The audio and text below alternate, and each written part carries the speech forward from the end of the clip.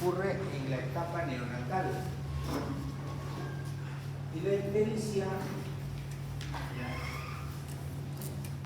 es la coloración amarillenta de piel mucosa, que son clínicamente visibles cuando la bilirrubina sube por encima de los 4 o 5 miligramos por ciento.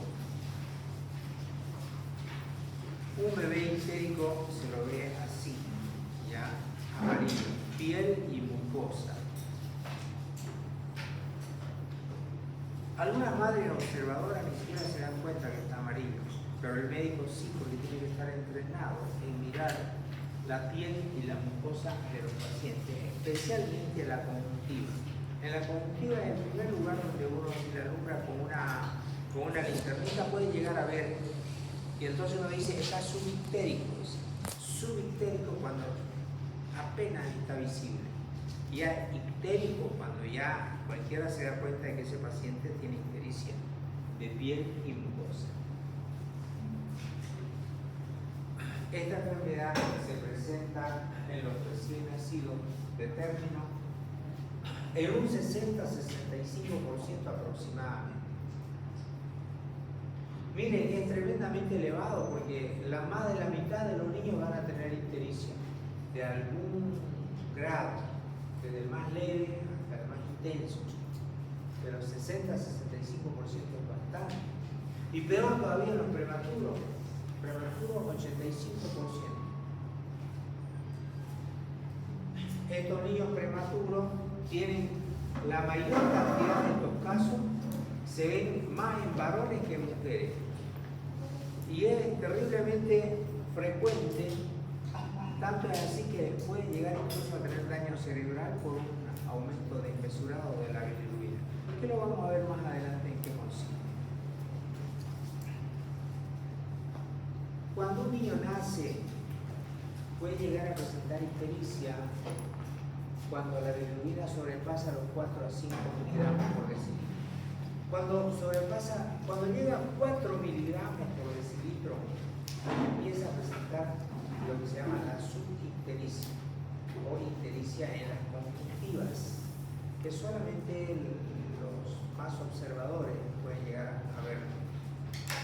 Pero cuando llega a 5 o más, ya se hace visible a simple vista y cualquiera puede detectar.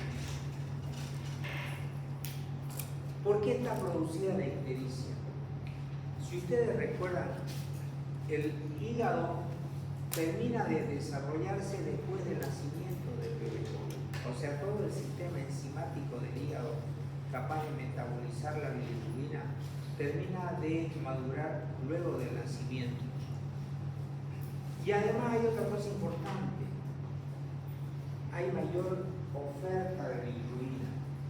Hay una cantidad desmesurada de producción de bilirrubina. ¿Y por qué viene eso? Viene debido a que los glóbulos rojos fetales viven 90 días, que contienen la hemoglobina fetal, la hemoglobina F. En cambio, el glóbulo rojo del adulto de ustedes, la vida media es alrededor de 120 días. Por eso es que los glóbulos rojos fetales, si viven menos tiempo,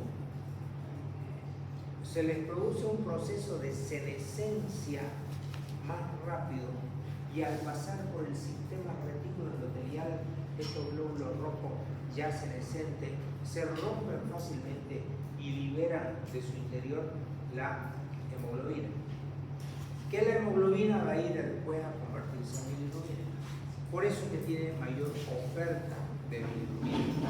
Entonces tiene mayor cantidad de la que puede procesar el hígado del recién nacido. Y encima hay otro problema. En el recién nacido ocurre lo que se llama la circulación entérica, ¿ya? Sí, la circulación, digamos, entérica de la bilirrubina.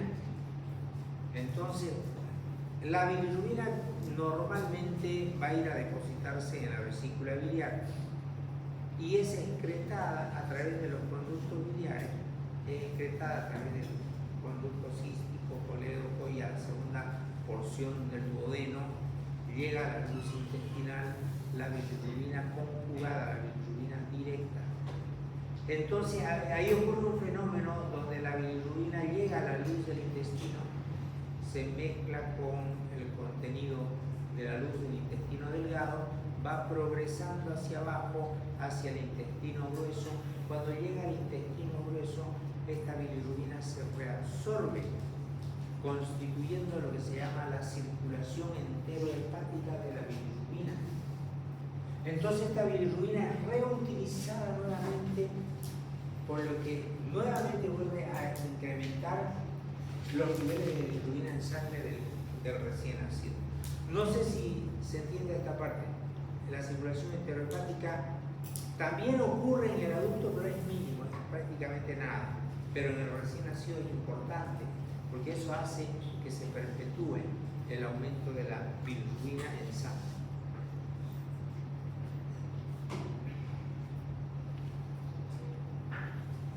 Hay otras causas que van a llegar a producir hiperbilirrubinemia.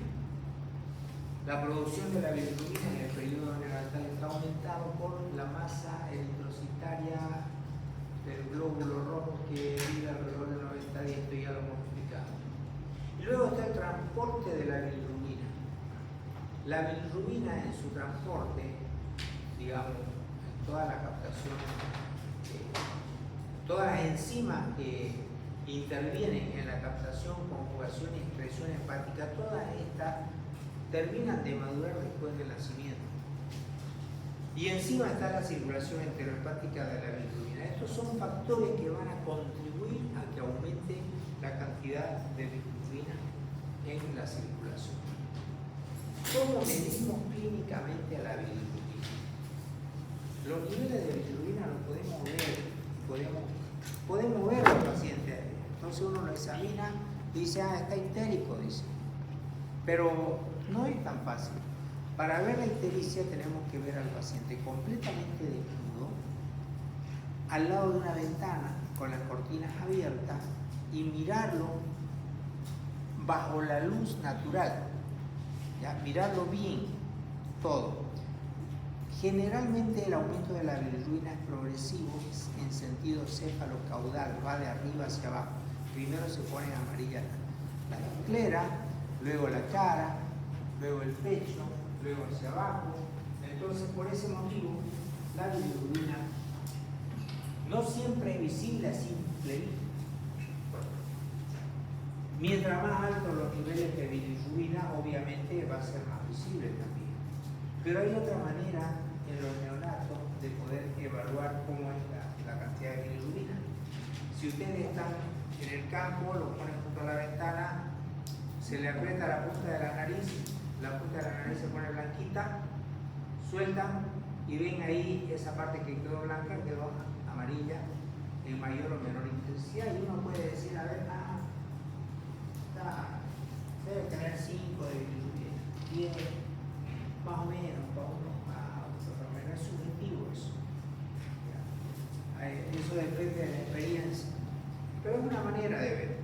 Otra forma de ver es mediante, hay unas reglas especiales que se llama icterómetro. Es un aparato, bueno, esto no es transparente. Son unas reglas así parecidas a estas que son completamente transparentes y tienen acá unas líneas de color amarillo claro, amarillo un poquito más oscuro y así van aumentando los colores. Como es transparente, uno la coloca en la nariz, aprieta y ahí puede ver, compara con los colores, ¿no? Y esa comparación le va a dar un número que va a ser el valor de la bilirrubina en sangre. Esa es otra manera, mediante el icterómetro, así se llama, el icterómetro. Luego está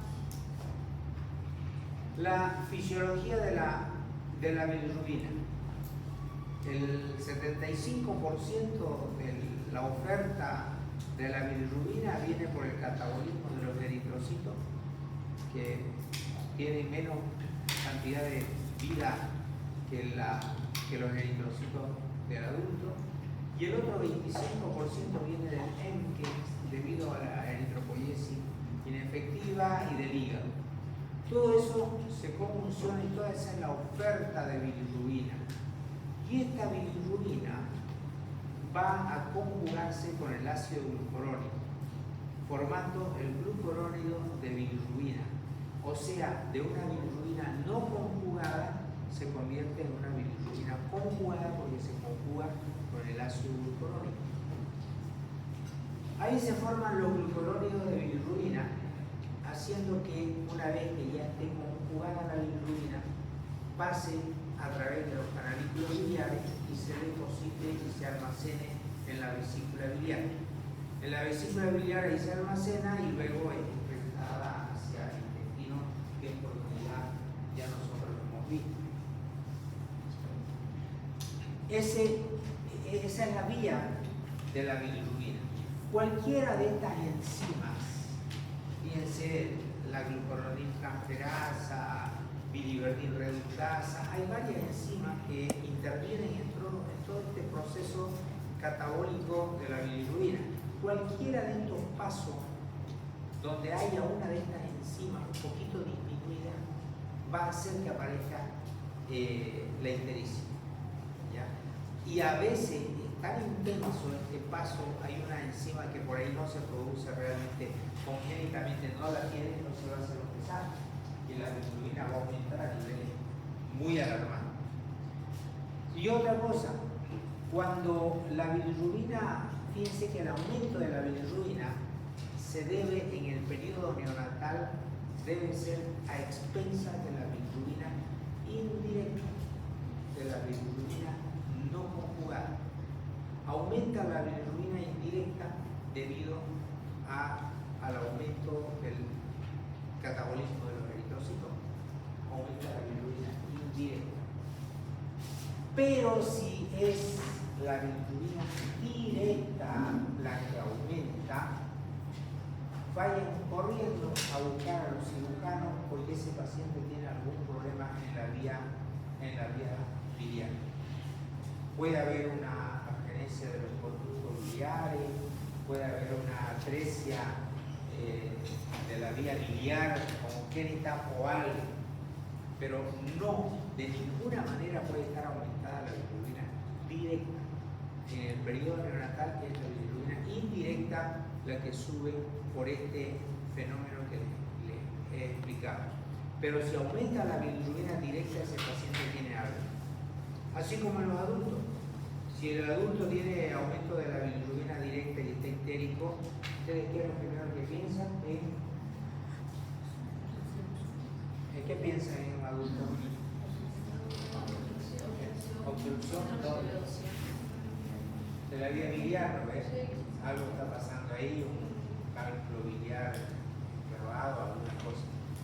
Entonces, en los niños que están censos en la cabeza, es la bilirrubina indirecta la que sube. No puede ser, si es la directa, corran porque encima de todo eso está la circulación enterohepática de la bilirrubina que les he explicado, que cuando cae la bilirrubina hacia el tubo digestivo, nuevamente es absorbido y se forma la circulación enterohepática. Ahí también interviene la lactancia materna, porque la lactancia materna va a hacer que aumente el peristaltismo del intestino del paciente y se elimina más rápidamente las heces fecales, eliminando y cortando la circulación enterohepática. Entonces evita de que se vuelva a absorber la bilirrubina. Hay algunos tipos de ictericia que se ha dado en catalogar, como la ictericia que aparece en los prematuros. Ictericia en los bebés prematuros, esta ictericia es más frecuente en los pretérminos y tarda más en regular la expresión de la bilirrubina. Hay una ictericia que es asociada a la lactancia materna. Esta ictericia